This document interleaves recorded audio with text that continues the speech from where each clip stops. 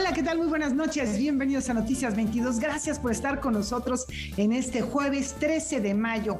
Estamos en vivo, es un jueves en el que hay muchos contenidos profundos. Tenemos la editorial con Jasmina Barrera, también tenemos La Región con Roberto Frías con grandes temas. Además, es jueves de Marquesina. Julio López en vivo, en directo, en unos instantes con un invitadazo con toda la información del séptimo arte. Y qué gusto estar con Rafael García Villegas. Rafa, ¿cómo estás? ¿Cómo te va? ¿Qué tal, Laura? Qué gusto saludarte, amigos del auditorio. Hola también a Laura Regis, a la traducción de lenguas de señas mexicana. Y como bien refieres, un programa muy variado. Y de lo que va a hablar Julio también tiene que ver con lo que les presentamos a continuación. Hemos estado ya planteando el terreno, poniendo la mesa para hablar de los 700 años, la celebración, la conmemoración de los 700 años de la fundación de Tenochtitlan. Insistimos, habrá discrepancias en la fecha, pero el Instituto Nacional de Antropología e Historia ofreció un conversatorio precisamente para analizar la complejidad urbanística de esa ciudad flotante y la transfiguración de la Cuenca de México. Este es el reporte. Cuando se evoca el paisaje de la antigua México Tenochtitlan, una de las impresiones más conocidas es la de Bernal Díaz del Castillo, quien relató que la ciudad flotante le parecía un asunto propio de encantamientos o novelas de caballerías. Sin embargo, más allá de esta conocida visión, se encierra una complejidad urbanística poco reconocida y estudiada. Con el fin de analizar dicho aspecto, el Instituto Nacional de Antropología e Historia realizó el conversatorio virtual La Grandeza de Tenochtitlan. En su participación, el biólogo Lauro González habló sobre la transfiguración del paisaje lacustre de la Cuenca de México, del uso de una ingeniería ambiental y tecnología agrícola ancestral que permitió ganar terreno de los islotes en los que originalmente se establecieron los provenientes de Aztlán. Andando el tiempo, esos mismos islotes pues van a ser de alguna manera habitados, van a ser habilitados también de múltiples formas, aprovechando, no cabe la menor duda, conocimientos ancestrales que han estado en la Cuenca de México desde hace muchísimo tiempo y que son particularmente bien conservados dentro de Xochimilco. En la charla El paradigma cosmogónico de la ciudad de Tenochtitlan, la arqueóloga Verónica Bravo describió una ciudad planeada para representar una cosmovisión con 4 calzadas que emulaban los rumbos del universo prehispánico, pero que al mismo tiempo eran espacios de abasto, tránsito y defensa. La ciudad se solucionó a partir de ejes compositivos de tipo astronómico, distribuida en espacios reticulares, jerarquizados, zonificados y articulados. Incluyó vías de comunicación, obras hidráulicas y en el marco de un trasfondo cosmogónico materializó su forma urbana. En su intervención, el arqueólogo Eduardo Merlo expuso magistralmente la presentación La traza de las calzadas de la ciudad de Tenochtitlan. Y empezaron las calzadas. La primera, pues la más directa, tierra firme, la de Tlacopan. Aquí está la de Tlacopan. Y luego la muy importante que va para Iztapalapan y que de Iztapalapan se bifurca para Coyohuacán y para la región de los lagos del sur. Y ya, tiempo después, desde el punto de vista sagrado, Tepeyac, Otli quiere decir camino, la calzada al Tepeyac, a donde está el gran santuario de la diosa Tonantzin. Y la arqueóloga Raquel Urroz, quien desarrolló la presentación titulada El modelo de la ciudad renacentista proyectado en México Tenochtitlan. Esto fue en el concepto de centro urbano, desde los ojos de Cortés, digno de ser conquistado para la gloria de la corona.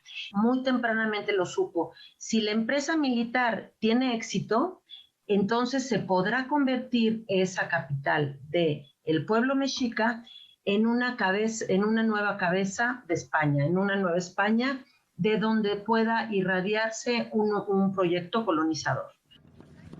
Tenochtitlan, concluyeron los investigadores, puede investigarse desde una dimensión práctica de ingeniería y arquitectura y desde el aspecto cosmogónico, con significados múltiples que sacralizaban tanto el entorno natural de la Cuenca de México como a los espacios y edificios de gobierno más importantes. El conversatorio completo se puede consultar en el canal de YouTube de INA TV. Con información y texto de Omar Vera, Rodrigo Peredo, Noticias 22.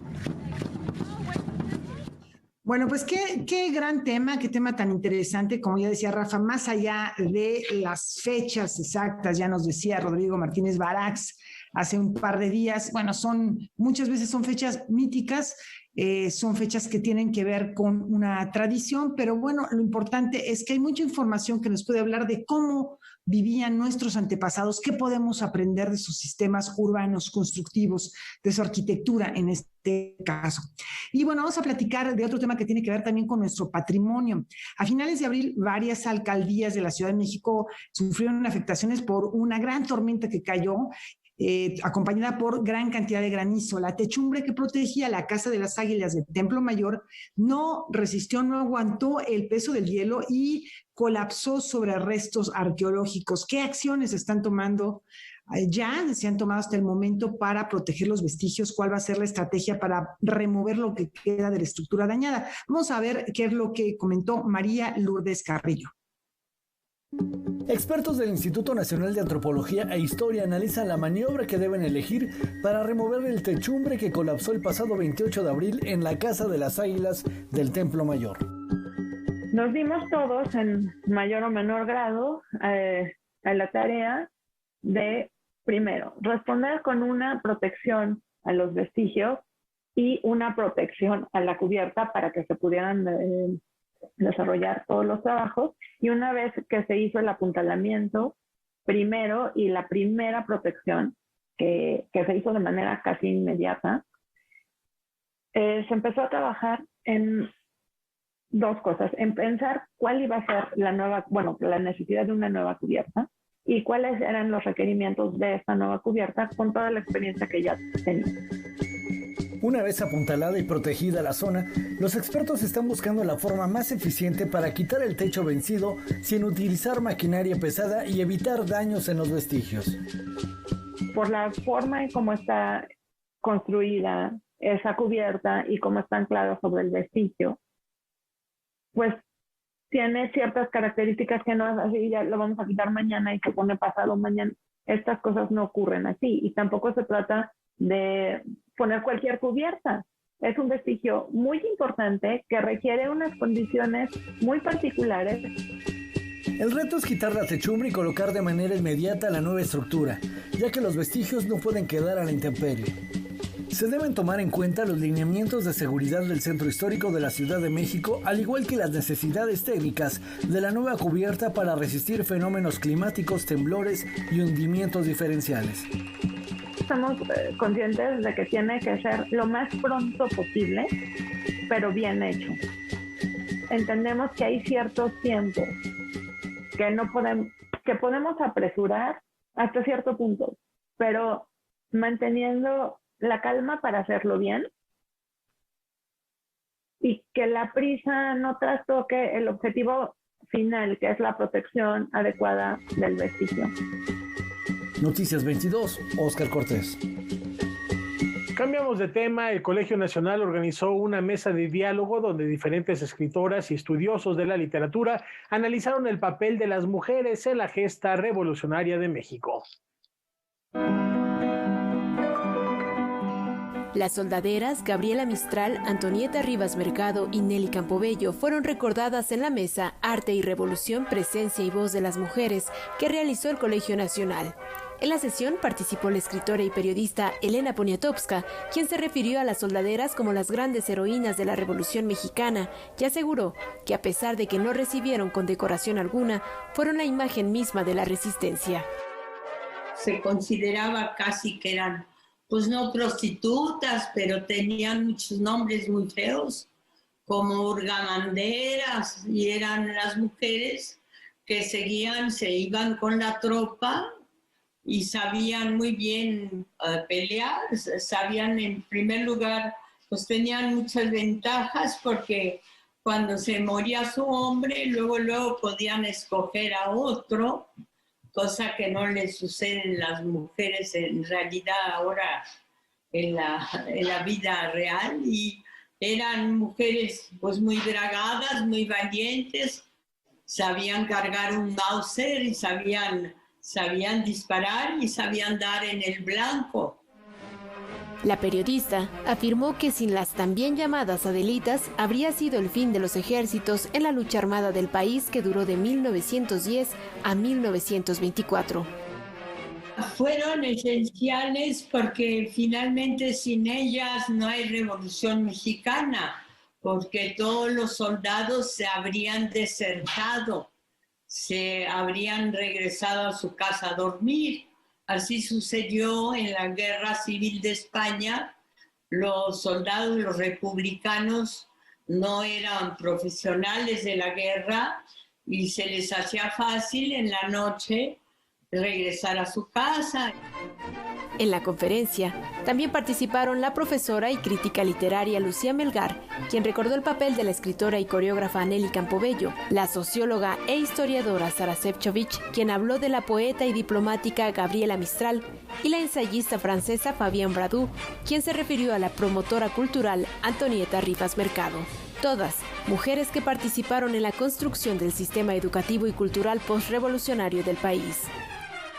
Creo que lo importante en cualquier caso, en cualquier país, en cualquier situación, y para cualquier mujer, para usted, para mí, es la educación. Que nuestros padres se den cuenta desde que nosotros somos finalmente nuestro país, lo que más necesita, bueno, obviamente es comer, pero después pensar, y eso solo se da. Bueno, no se da solo, pero uno de los instrumentos o de las herramientas, para usar su palabra, una de las herramientas más útiles es obviamente la educación. La mesa formó parte del ciclo de conferencias Cultura y Revolución que coordinan los colegiados Juan Villoro y Javier García Diego y que conmemora 100 años de la fundación de la Secretaría de Educación Pública y un siglo de la muerte del poeta Ramón López Velarde. La sesión puede verse en las plataformas digitales del Colegio Nacional. Noticias 22, Karen Rivera. Bueno, hay que recordar y hay que también recomendar el libro Las soldaderas de Elena Poniatowska, porque es un libro que recoge las historias de estas mujeres que Elena Poniatowska ubica el nacimiento de esta valentía femenina como un punto de inicio en la Coyolxauhqui. Habla de las Adelitas, de las Valentinas que formaban parte de la Revolución Mexicana, un libro, una crónica, historia que vale mucho la pena, y también aprovechamos esta nota para invitarlos a que no se pierdan la transmisión en vivo del homenaje justo a la escritora periodista Elena Poniatowska. Es un encuentro que organiza el Instituto de Estudios Ibéricos e Iberoamericanos de la Universidad de Varsovia y la Embajada de México en Polonia. Esto es mañana viernes 14 de mayo a partir de las 10 de la mañana por medio del canal de YouTube UNAM Global TV, mismo que en este momento ya aparece en pantalla para que no se lo pierdan. ¿Qué más tenemos, Rafa? Tenemos una premiación importante a una de las grandes artistas del arte acción. Así es, mi querida Laura. Marina Abramovic recibió el premio Princesa de Asturias de las Artes en reconocimiento a su amplia y vasta trayectoria en el terreno del performance, los videoartes. Es una artista de 74 años que incursionó en estas manifestaciones por allá de la década de 1970 del siglo pasado, por lo que es considerada inclusive la precursora del performance. De acuerdo con las palabras del jurado, su trabajo ha dotado a la experimentación y a la búsqueda de lenguajes originales en una escena profundamente humana. Enhorabuena para Marina Abramovic. Vamos a una pausa y regresamos a Marquesina.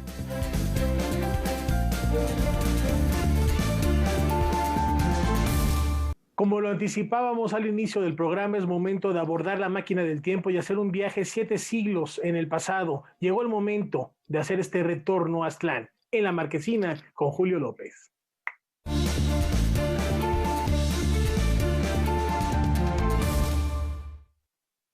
Laura, Rafa, amigos de Noticias 22, pues es jueves de cine, y justo el día de hoy se presenta una película, esta película que menciona Rafael, Retorno a Aztlán, y para hablar de ella está con nosotros el maestro Juan Mora. Muy buenas noches, ¿cómo están? Muy buenas noches, pues aquí contento de estar con ustedes y que se vea la película en esta ocasión tan memorable de fundación de la ciudad UNESCO Tenochtitlán. Así es una película que tuvo sus complicaciones, ¿no? Una de ellas es justamente la del idioma, ¿no? estaba leyendo y viendo algunas de sus entrevistas donde decía que pues después de filmarla y de tener todo listo, filmada en español, de último momento decidió que prefería que fuera que los personajes hablaran en náhuatl, ¿no? Cuéntenos un poco justo de esta decisión. Bueno, podían hablar cualquier idioma menos el idioma de los conquistadores, ¿no? Pueden hablar chino, japonés, lo que fuese. Entonces la idea del náhuatl fue complicada porque el náhuatl hoy en día no es una sola lengua unificada, es una lengua que se habla muy distinta en varias zonas del país, que incluso hay zonas que no entienden el náhuatl de otras, ¿no? Entonces hay que recurrir al náhuatl clásico, que ya no se habla del siglo XVI, por lo cual conté con la colaboración de un profesor, de varios profesores de náhuatl, y la traducción hecha por el doctor Federico Navarrete. Entonces, después fue buscar actores que pudieran pronunciar el idioma, y tuve la suerte de encontrar con un grupo de actores que habían preparado obras para teatro náhuatl de catequización. Entonces estaban entrenados para hablarlo, y de repente pues tuve la suerte de tener muchas voces de las cuales escoger, y pues hacer un doblaje muy, muy padre, ¿no? Fue complicado porque el náhuatl es muy distinto al español, y había que hacer una especie de sincronización donde las consonantes, las vocales, coincidieran con los movimientos de los labios de los actores. Entonces eso fue como un verdadero reto para el traductor y después para los actores y el director de doblaje. De hecho, el doblaje lo hicimos muy rápidamente, más rápido que si hubiera sido hecho en español. Yo creo que el resultado es, a menos que uno sepa que están moviendo los labios en español, uno no se fija, ¿no? Pasa con mucha facilidad, ¿no? Y yo creo que es importante revalorar estas lenguas.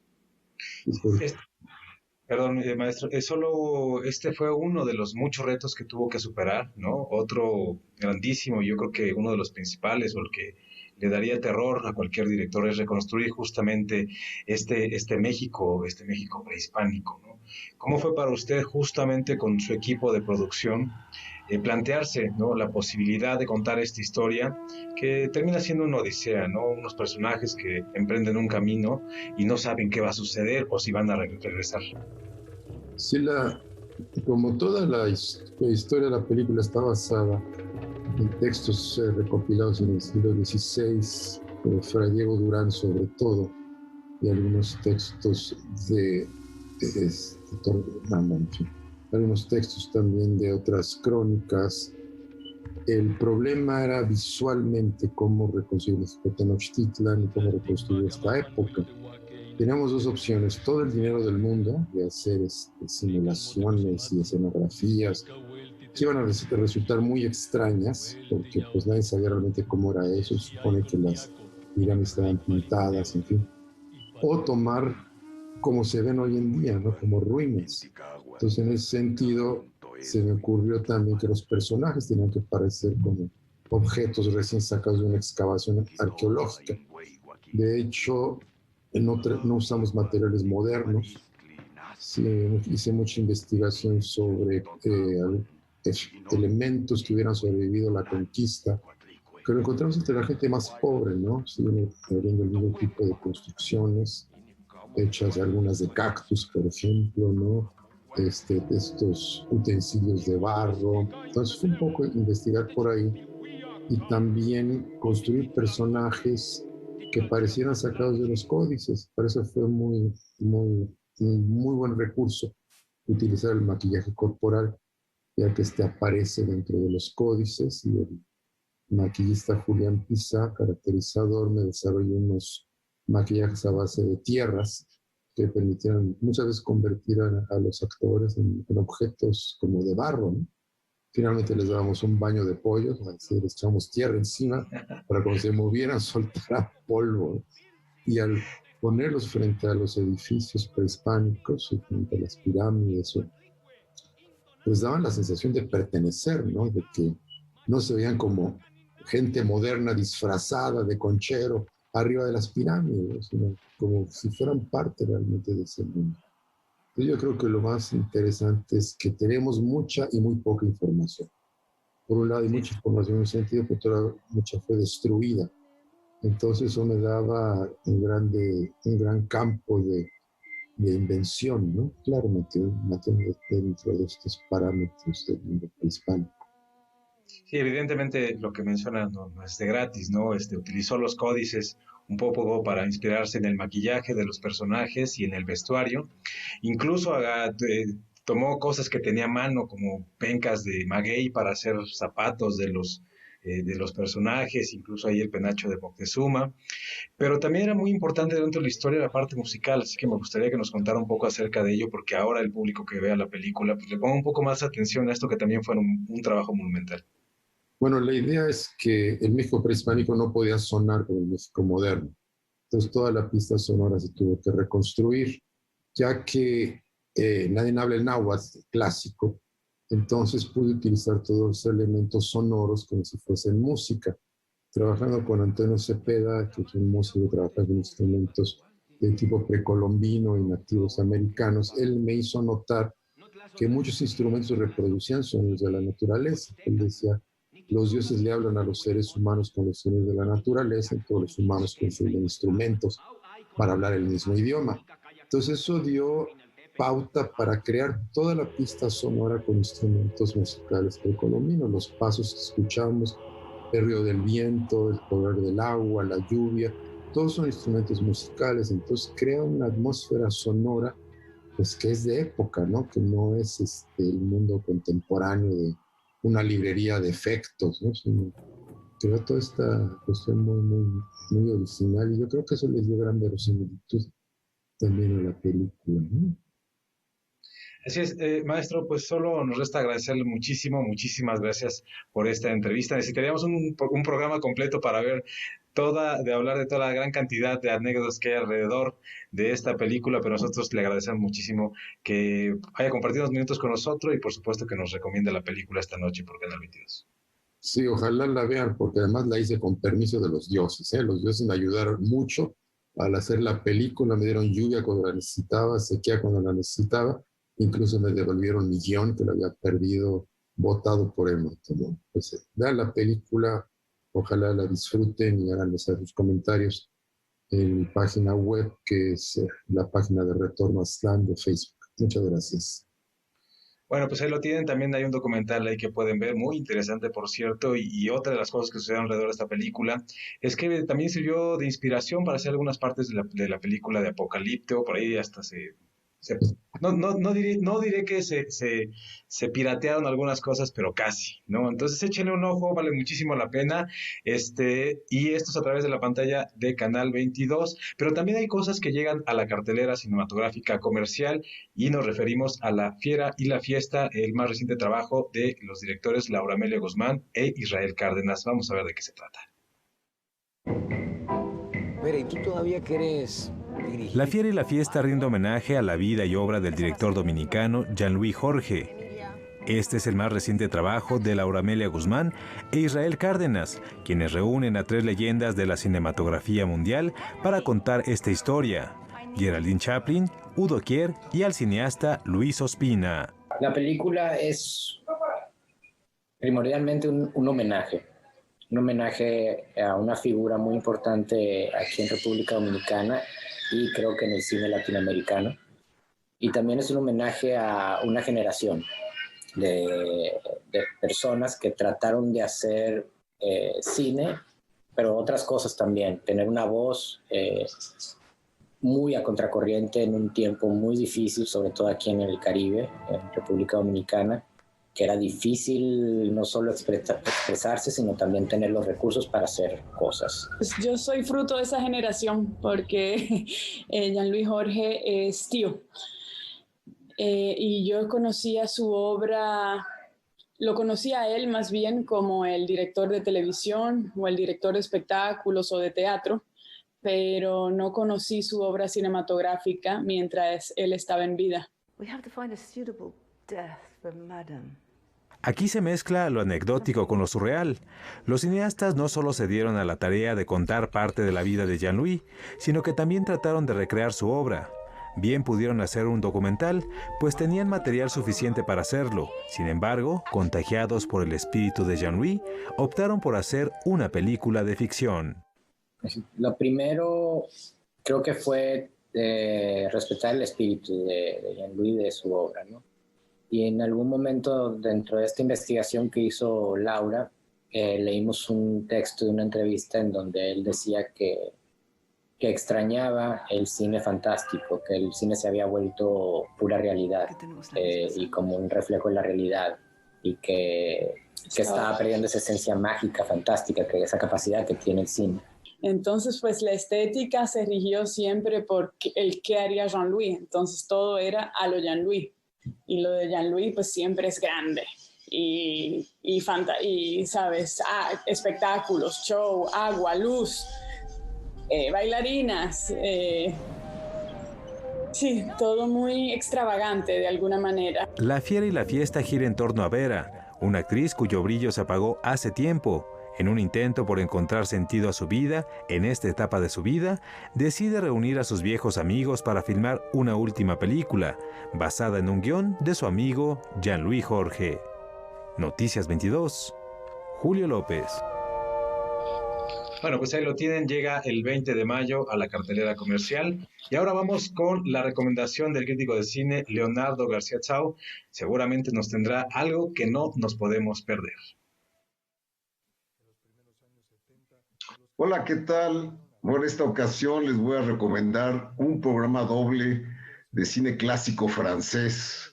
Se trata de un largometraje titulado Mouchette, del gran Robert Bresson, basada en una novela de Georges Bernanos, que trata sobre el personaje titular, una jovencita, una adolescente que vive en provincia y vive rodeada de crueldad y de maltrato.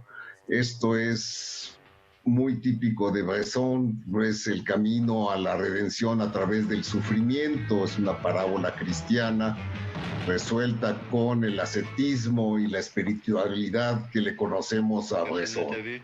Y la otra es un mediometraje de Chris Marker. Bueno, la de Bresson es de 66. La siguiente película, que es un mediometraje, La Jetée, es de 1962. Y es lo podríamos describir como una fotonovela, porque está resuelta con puras imágenes fijas, con puras fotos fijas, salvo un momento donde hay un movimiento. Sí hay una imagen en movimiento en toda la película, no les voy a decir en qué consiste porque es parte del chiste, pero es una narrativa de ciencia ficción, si se puede llamar así, sobre un hombre que ha sobrevivido a la Tercera Guerra Mundial y planea proyectarse, viajar en el tiempo y proyectarse al futuro.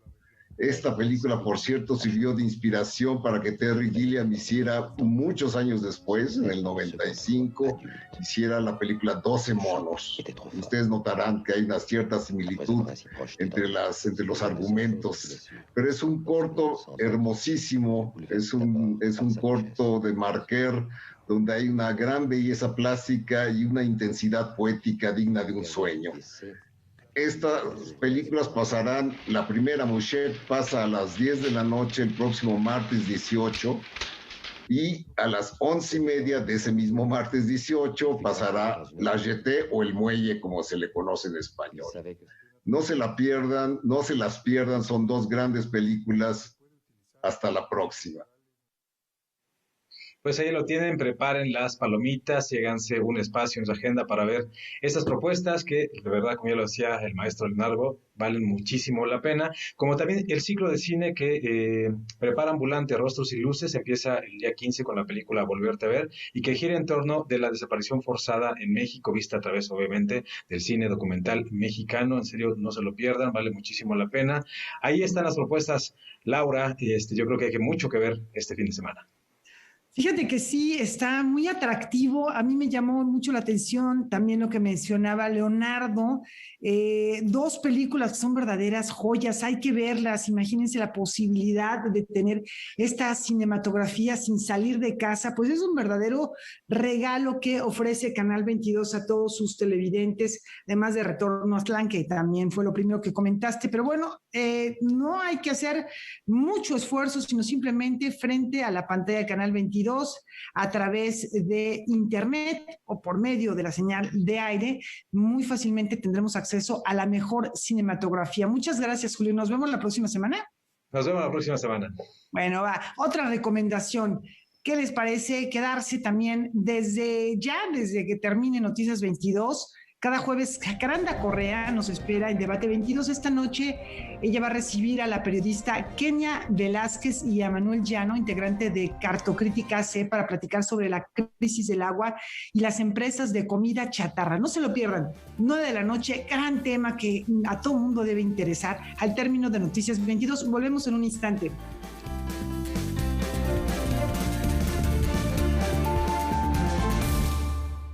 Una noticia importante que tiene impacto en el público de los medios de comunicación, que somos todos, todas en algún momento de nuestro día a día. El Instituto Federal de Telecomunicaciones va a recuperar su facultad para establecer los lineamientos que protejan los derechos de las audiencias. Nuestro compañero César H. Meléndez nos tiene toda la información.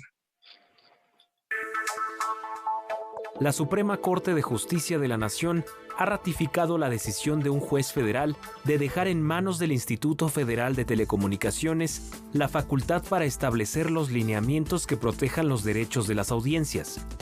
La resolución ordenará al Congreso de la Unión que derogue la reforma al artículo 256 de la Ley Federal de Telecomunicaciones y Radiodifusión, aprobada hace más de 4 años, que permitía, entre otras cosas, que los propios concesionarios de radio y televisión se autorregularan en materia de derechos de las audiencias. Esta reforma lo que generó fue fundamentalmente el que se generara todo lo que tuviera que ver con los derechos de las audiencias fuera un asunto fundamentalmente de los concesionarios. Ellos decidían su código de ética, ellos decidían quién era su defensor, ellos decidían si se atendía o no se atendía a las recomendaciones que los defensores de audiencias, que por ley están obligados a tener, les hacía con respecto a una queja o a un comentario de las audiencias. Se convertían en juez y parte los concesionarios de radio y televisión. En una autorregulación en donde no había autoridad alguna más que ellos. Los derechos de las audiencias seguían establecidos en la ley, pero no había una instancia que garantizara su cumplimiento. Frente a eso, los defensores de audiencias, que estamos en la Asociación Mexicana de Defensorías de Audiencias, promovimos un amparo en contra de uno de los artículos de esa reforma, que era el único artículo en donde teníamos atribución nosotros como defensores de los derechos de las audiencias, que es el 256. Ese artículo 256, además de establecer un poco los mecanismos de operación para garantizar los derechos de las audiencias, y se establece ahí que ahí mismo se establecía que el IFETEL emitiría lineamientos para la garantía de los derechos de las audiencias. Todos esos párrafos fueron reformados en el 2017. En el 2019, un juez establece que el amparo se otorga el amparo, es una resolución, una sentencia favorable al amparo, declarando inconstitucional el artículo 256 reformado, y dándole al IFETEL las atribuciones de nuevo para que publique los lineamientos. Es así como más de 2 años después, la Suprema Corte ha ratificado el amparo otorgado a la Asociación Mexicana de Defensorías de las Audiencias, que permite que el IFETEL recupere sus atribuciones.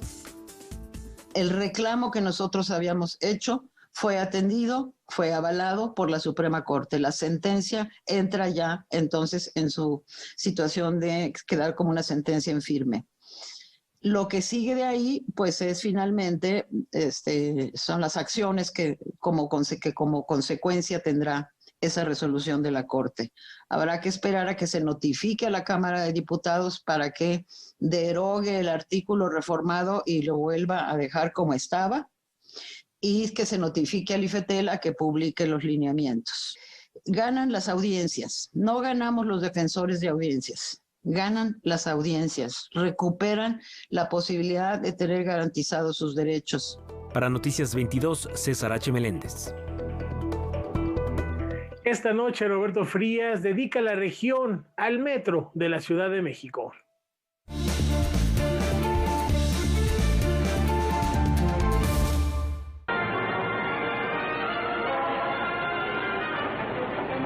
El 4 de septiembre de 1969 se inauguró en la Ciudad de México el primer tramo de la línea 1 del metro, aquella de color rosa que en ese entonces iba de la estación Zaragoza a la estación Chapultepec, recorriendo 12 kilómetros. 52 años después, cuenta el metro con 12 líneas y 226 kilómetros de recorrido. En los primeros años 70, los capitalinos se volvieron adeptos de este medio de transporte que era, al menos en aquel entonces, seguro, eficiente y un verdadero placer, pues aún no llegaban los tiempos de las sofocantes aglomeraciones, de la inseguridad rampante o del caos en su infraestructura. Llegamos tarde a la odisea del metro, no fuimos tan pioneros como Nueva York, cuyo servicio comenzó en 1885, ni diseñamos hermosas estaciones casi obras de arte como las estaciones del metro de Moscú, inaugurado en 1935. Pero en su defensa debemos decir que el metro de la Ciudad de México cumplía en transportarnos, nos llevaba por debajo del tránsito aberrante de nuestras calles en un tiempo nada despreciable, y no era pionero, pero nunca fue el basurero que son los andenes de las estaciones del metro de Nueva York, por ejemplo. Y no será hermoso, pero a su manera tiene una estética funcionalista, democrática y racional que por lo menos le hacía honor a los ideales republicanos de nuestro país. Otra cosa muy importante, en una ciudad tan surrealista e imprevisible como la región, el metro era una de nuestras pocas certezas. Si hace usted un buen ejercicio de memoria y no se queda únicamente con los dichos de los llamados analistas políticos de nuestros poco ilustres diarios, el metro no tiene un largo historial de fallas estructurales, accidentes o problemas de construcción o funcionamiento. En pocas palabras, el metro era uno de los asideros de confianza de los millones que vivimos y sufrimos la región. Al menos hasta los accidentes de años recientes y hasta hace unos días, cuando ocurrió el terrible incidente de la línea 12, donde murieron 26 personas y otras 70 resultaron heridas. Este incidente nos vino a revelar lo mucho que el buen expediente del metro ha decaído en apenas unos años, al grado que ahora participan en él la corrupción a gran escala, los malos manejos institucionales, la negligencia en materia de seguridad y una larga concatenación de errores, egoísmos y cinismos. Es decir, el metro por fin sucumbió a la fórmula que lo cubre todo en este país. Fue tragado por la atmósfera de la inequidad. Ante una tragedia de esta magnitud, no se puede politizar el saldo, no se le puede utilizar con fines electorales ni para sacar provecho periodístico ni proyección personal. Aquí lo que toca es poner la atención a las víctimas y a los culpables, y exigir que nuestros gobernantes nos devuelvan ese metro confiable que podía recibir antes, y sin ninguna vergüenza, el nombre de la certeza naranja. Para Canal 22, Roberto Frías. El Consejo Intergubernamental de Ibercultura Viva anunció un adelanto de las acciones que va a realizar como parte de su Plan Operativo Anual 2021. De acuerdo con el comunicado de la Secretaría de Cultura, se van a abrir diversas convocatorias en rubros como gestión de patrimonio cultural inmaterial de julio a septiembre, proyectos de inclusión digital comunitaria de agosto a septiembre y publicación de obras en lenguas indígenas con traducciones al español y al portugués entre agosto y octubre de este mismo año. Con esta información vamos a la pausa.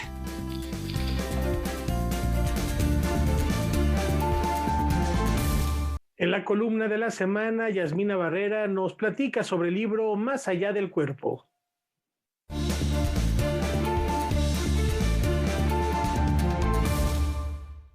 Saludos al auditorio de Canal 22.